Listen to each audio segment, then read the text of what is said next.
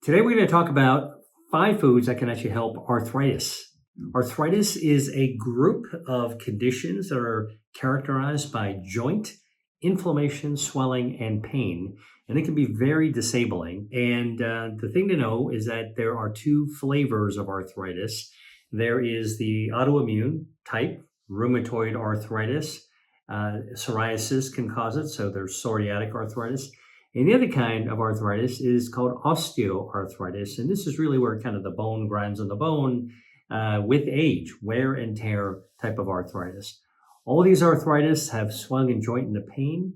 Osteoarthritis, as I mentioned to you, is wear and tear. So our bones are connected together by joints, actually cushioned by joints. And they're kind of like the shock absorbers. And over time, with age, as we do our activities, walking around, running if you're a runner, climbing stairs if you're a mountain climber, if you're an athlete, the more you wear and tear your joint, the thinner the collagen that actually lines that joint is going to be. And eventually, it gets so thin that really the bone kind of grinds on the bone. That causes intense pain and a lot of inflammation, and that is actually called osteoarthritis. The other type of arthritis, the autoimmune arthritis, is really an autoimmune disease. So as we know, autoimmune diseases are an immune system, which is intentionally trying to protect us from invaders from the outside of the body, like bacteria and viruses, and invaders inside the body, like cancer cells, that in autoimmune diseases, our immune system gets tricked and they actually recognize healthy tissues as the enemy and begin to attack it. And this is what happens in rheumatoid arthritis, is that our joints get recognized as foreigners that need to be expelled and attacked.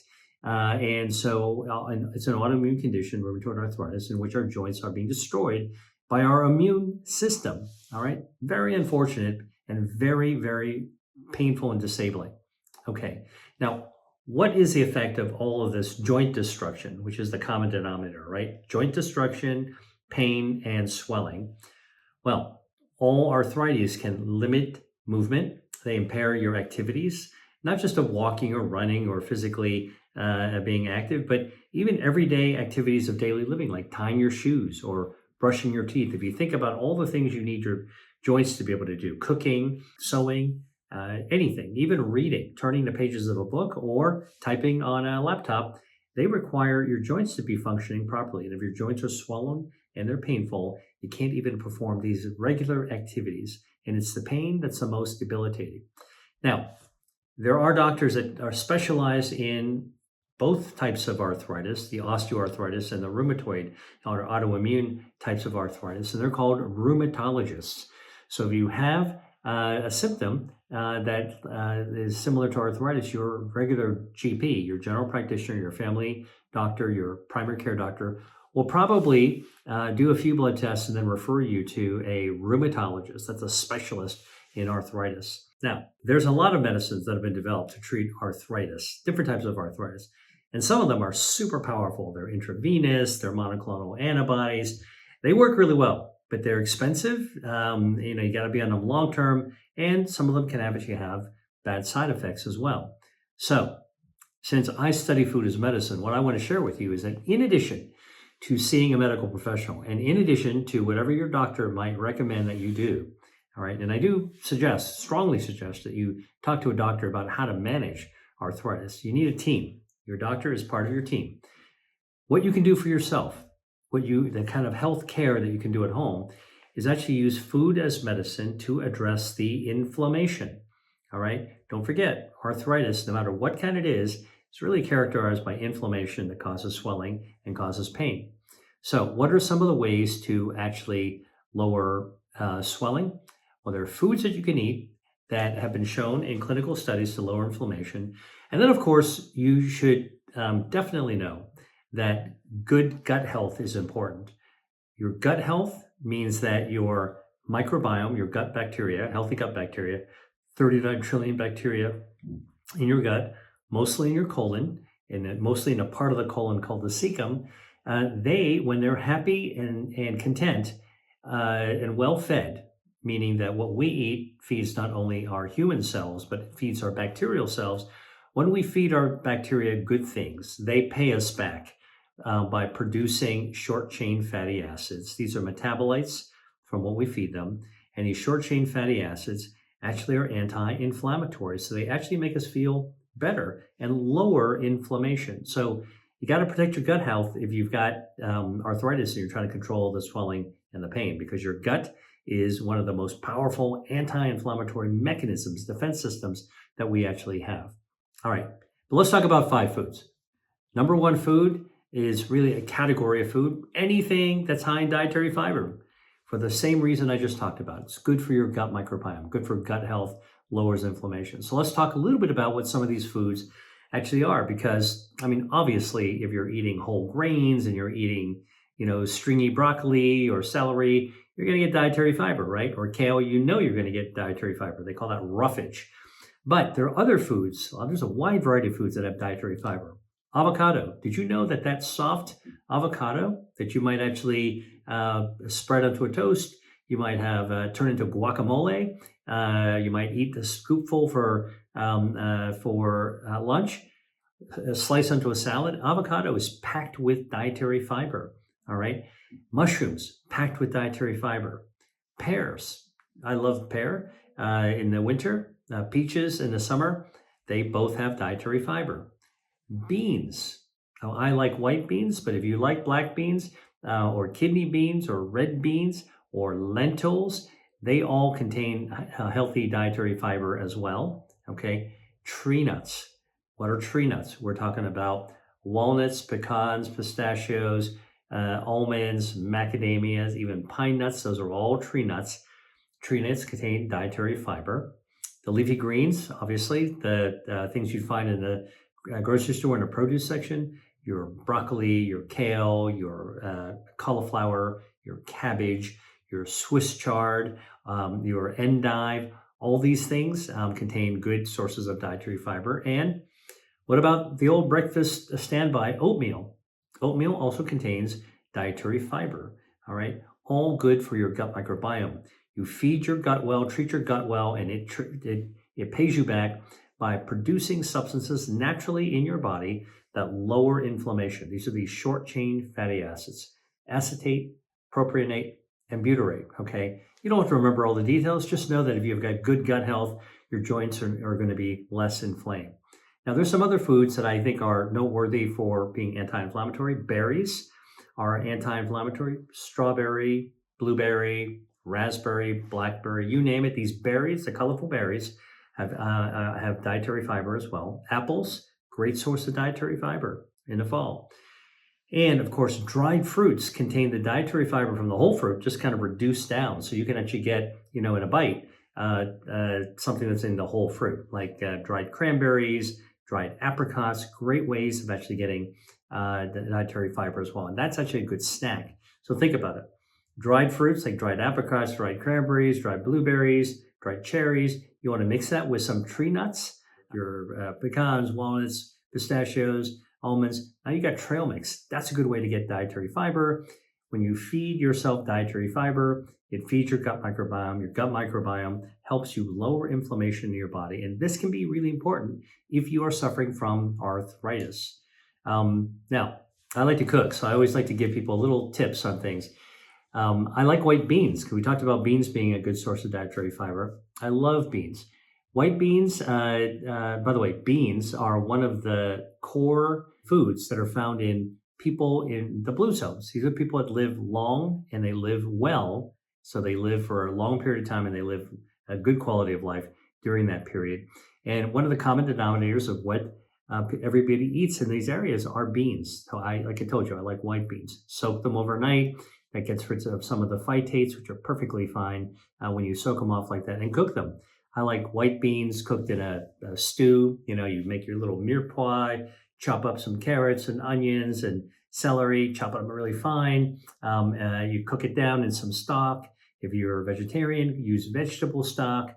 You can add some herbs like rosemary, and then cook your beans in there and cook them down. You want to throw a little white wine. The heat will cook off the alcohol, and you've got yourself this incredible white bean stew. Great source of dietary fiber. In fact, let me tell you for white beans, Researchers from the University of Toronto have shown that even eating 1 can of white beans 5 days a week for a month actually not only lowers your inflammation, but it improves your metabolism as well, because a healthy gut microbiome fed by dietary fiber, which comes from beans, in this case white beans, actually lowers visceral fat in your body. And visceral fat tends to be inflammatory. And if you've got arthritis, you got enough problems with inflammation. You don't need visceral fat, the fat that's deep inside the tube of your body, to make everything worse. So beans actually not only lower inflammation overall, but they also lower visceral fat. So you've got less of that inflammation going on as well. All right. Food number 2, eat foods that are rich in vitamin C. C as in Charlie. Now, vitamin C is anti-inflammatory. So what are some of the foods that are vitamin C rich foods? Strawberries, tomatoes, broccoli, red bell pepper. These are some great examples of foods with vitamin C. And I'll tell you, there's a really important study that was done to show just how powerful vitamin C containing foods are for lowering inflammation. So there's another autoimmune disease, kind of like rheumatoid arthritis, called lupus. Now, lupus is kind of a very, very tricky and dastardly disease. It's very uncomfortable. Again, autoimmune reaction, your own immune system attacking all kinds of tissues in your body. And it's been studied in Japan by a group of researchers in Miyagi, Japan. And they were studying women who were older than 40, so middle-aged women, who had autoimmune, highly inflammatory lupus, all right? And they looked at 196 women from 21 hospitals all throughout this Miyagi area of Japan. And they tracked their diet and they tracked their autoimmune symptoms. And here's what they found. They found that those women who ate the most foods containing vitamin C, all right, they had a 74% decreased risk of having a lupus or an autoimmune inflammatory flare-up. That's pretty big, all right? That's prevention of the flare. And what they found was that the amount of vitamin C that was beneficial was about 154 milligrams per day, all right? And that, you go like, okay, so Dr. Lee, how much is that? 154 milligrams a day of vitamin C is pretty easy to achieve eating whole foods. So what are some examples of that? Well, if you want to get 154 milligrams of vitamin C, that's equivalent to eating 1.5 large oranges, 1.5 cups of sliced strawberries, not very much, 2 cups of broccoli, or 8 cups of uncooked cherry tomatoes. Now you might say, look, I'm not going to eat 8 cups of cherry tomatoes. No way. Don't worry. If you took 8 cups of cherry tomatoes and you put them in a saucepan with a little bit of olive oil, a little bit of garlic, chop them up, and just slow simmered them, guess what? You would reduce that down to about 1 cup of tomato sauce. All right. And that you can actually easily put on some pasta. And now you've gotten the amount of, you've got 154 milligrams of vitamin C. You can also get vitamin C, by the way, in tropical fruits like guava. You can get it in grapefruit. And there's something called the West Indian cherry, acerola. Okay. Sometimes you can see acerola products being sold as well. And so how does vitamin C work? Well, vitamin C increases your body's immune cell called the Treg, T as in Thomas, reg, R-E-G. It's a regulatory cell. And what Tregs do is they turn down the immune and inflammatory system. They're like the volume control, but they work by turning things down. So by eating foods with vitamin C, you're actually turning down the volume on inflammation in your body. And although some of the studies I just talked about were in lupus, arthritis, like lupus, is an autoimmune inflammatory condition. All right. Food number 2, broccoli. I want to focus in on broccoli for a second because broccoli is kind of like a triple whammy, a triple threat of benefit when you actually talk about anti-inflammation. So here's what broccoli has. It's got a bioactive that's called isothiocyanate, ITC. All right. And this is powerfully anti-inflammatory. Broccoli is also a good source of vitamin C, as I mentioned earlier. That's number 2, second benefit. And broccoli's got dietary fiber. Good for the gut microbiome, which then lowers inflammation. Isothiocyanate, vitamin C, dietary fiber, a triple whammy that's good for you. All right. Now, I'm going to give you some pro tips when it actually comes to eating broccoli. Most of us grew up eating broccoli and getting used to the fact that you eat the florets. Those are the treetops, right? The little green treetops at the top. And of course, florets do have ITC, florets do have vitamin C, and florets do have dietary fiber. So florets are good. All right, that's what you normally see in a restaurant. But if you went to the farmer's market, all right, and you took a look at what broccoli really looks like, broccoli's got treetops, the florets, but it's got a really long stem. All right, make sure that if you are buying whole broccoli, get the stem too, because the stem has twice as much of the isothiocyanase, twice as much of the bioactive that lowers inflammation. And the stem is also really, really packed with dietary fiber as well. So I would definitely use the entire broccoli. Now, to cook pieces of broccoli, you can slice up the stem into medallions and actually cook with those, stir fry with them, saute them. The best way that I like to cook broccoli, get a pot of boiling water, like a pasta pot, get water boiling, and clean your broccoli, and cut it up, prepare it, and literally just throw the broccoli in the boiling water, blanch it for 1 minute, maybe even less. You will see the natural green color of your fresh broccoli suddenly get greener and greener and brighter and brighter. And you want to fish it out of the water before it gets super bright. You leave it in there, it'll get brighter, and then it'll get duller, because now all of a sudden, pretty much you've cooked out all those bioactives. You know, that's the stuff that your grade school cafeteria serve. Don't go there. Blanch it. That's like 60 seconds in boiling water, or water that was boiling. You turn it off, you put it in there, then fish them out. And now you can cool them off if you want with some water. Now you can cook with them. And now it's the perfect thing to saute. You can cook it really quickly, right? Otherwise, you'd have to cook the broccoli for a lot longer. But if you want to saute quickly, or if you want to actually wok sear something, that's the quick way, is to blanch the broccoli first. All right, that's a typical thing that I do. If you're going to cook in a wok, for example, a little bit of oil, a little bit of garlic, or shallots. All right, stir fry it. You can put a little bit of rice wine in there. Don't worry, the alcohol cooks right off. And then add a little soy sauce, low sodium soy sauce, please. And then if you want, you could actually put some oyster sauce on there after basically everything's done. And we're talking about like less than 2 minutes, you'll be finished.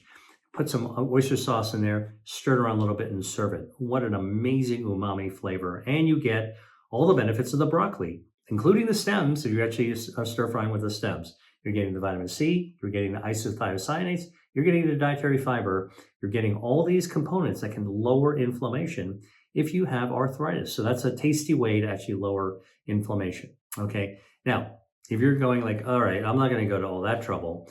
What can I do with the stems? Look, you can actually make a soup out of broccoli stem. All right.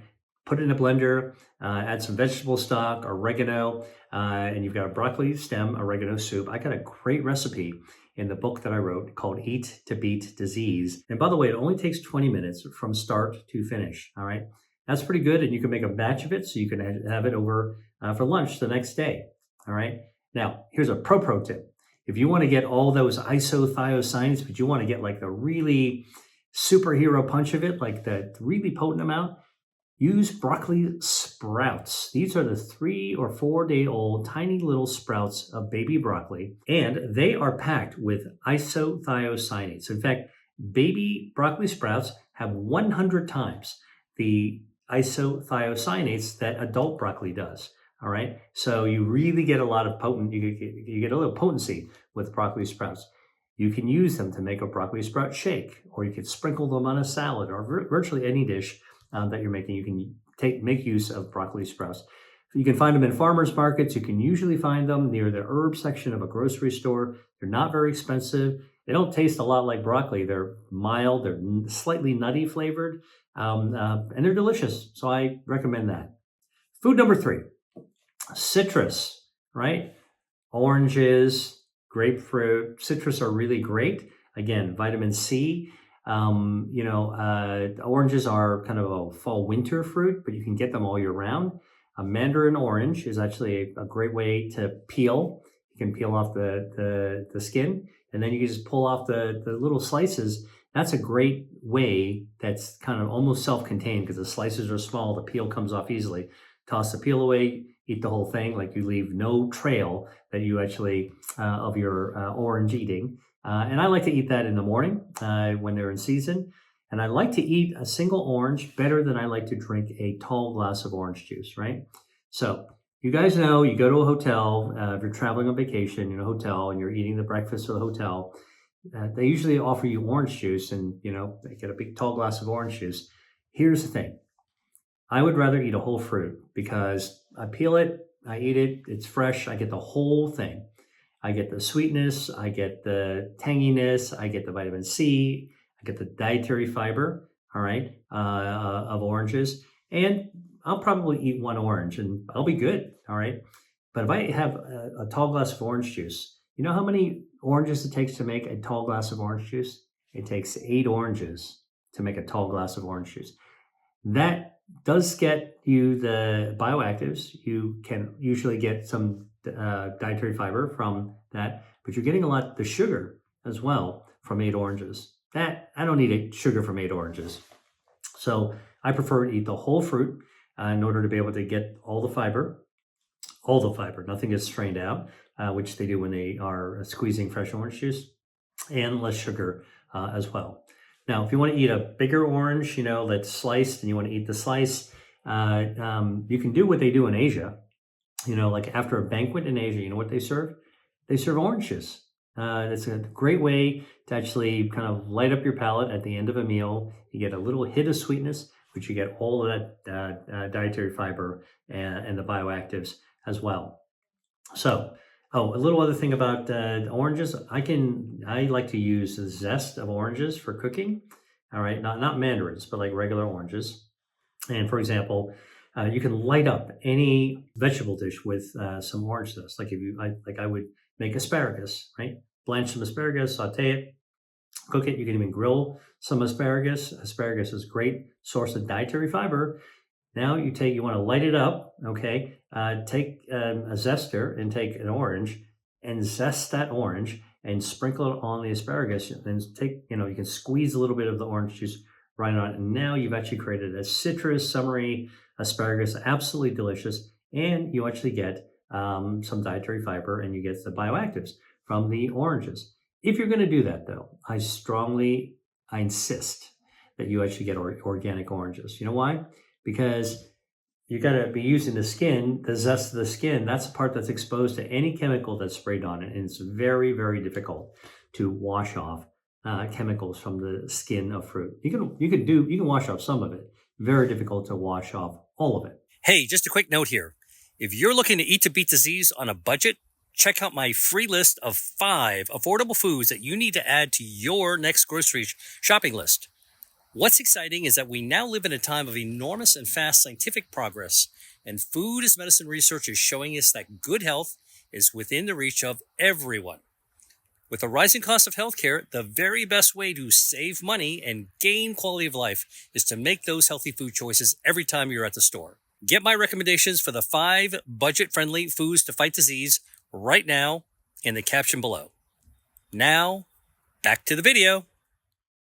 Food number 4. Green tea, all right?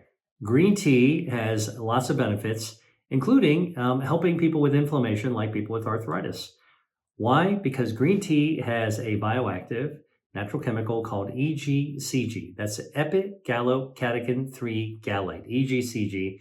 Don't bother memorizing everything, but you should know that's one of the catechins. It's the polyphenol found in green tea. It comes right out of the leaves when you actually steep up some tea leaves. And guess what? That EGCG is anti-inflammatory. All right. One of the ways that it's anti-inflammatory is that EGCG turns down your body's immune system when it comes to inflammation, and it makes more Tregs.